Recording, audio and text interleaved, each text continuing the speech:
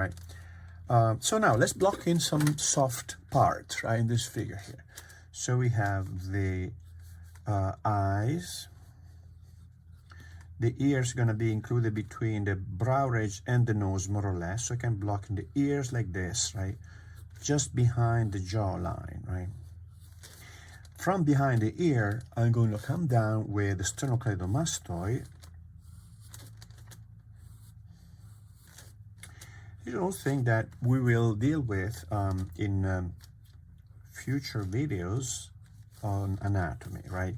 All these, how to position all these muscles in here. But in the meanwhile, I would like to show you how to use the scaffolding, right, for creating structurally sound, anatomically correct sketches, and also how to eventually start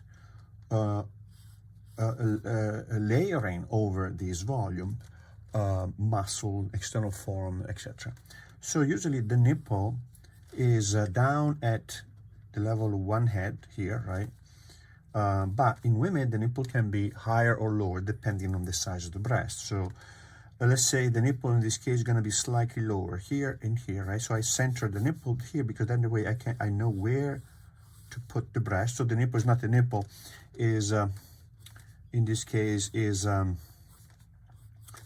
measuring point, right? Oh, this is I made a mistake. So I've seen that how we decided how this rib cage is facing me straight, so we don't have the breast coming out from the side here because the breast tend to be more central like this, right? So I'm gonna move this breast here, right?